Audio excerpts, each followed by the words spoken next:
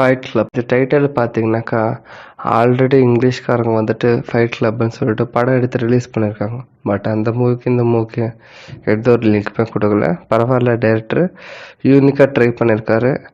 அதாவது அண்ணன் தம்பி தம்பி வந்துட்டு அங்கே லீகலாக கொக்கைன்ஸ் இதெல்லாம் வைக்க ட்ரை பண்ணுறான். அதை அண்ணன் தடுக்கணும். அதனால அண்ணன் மேலே கோவம் வந்து அண்ணன் சாவடிச்சுட்டு இவன் ஜெயிலுக்கு போய் வரான்.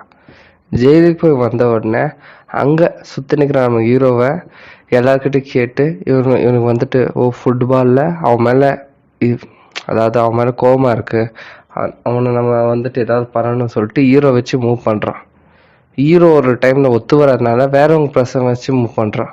அந்த மூவ் பண்ணும்போது அந்த பசங்களுக்கு என்ன ஆச்சு, ஹீரோ மூவ் பண்ணதால் அந்த ஹீரோவுக்கு என்ன ஆச்சு, அந்த நடக்கிற ஃபைட் சீன்ஸ் தான் சூப்பராக காமிச்சிருப்பாங்க. ஒரு சின்ன ஒரு போஸ்டர் விஷயம், பாவம் ஹீரோவோடைய ஒரு அண்ணா உயிருக்கு எஃபெக்ட் ஆகிற வரைக்கும் போயிடுச்சு. லாஸ்ட்டில் ஹீரோ என்ன பண்ணார் பார்த்தீங்கன்னாக்கா, நீங்கள் இது பர்கர் மாதிரி எடுத்துக்கலாம். ஸ்டார்டிங் 30 minutes, லாஸ்ட் ஒரு 30 minutes இந்த பக்கம் அந்த பக்கம் பண்ணு மாதிரி சென்டரில் நம்மளுக்கு கிடைச்சிருக்க இது மாதிரி.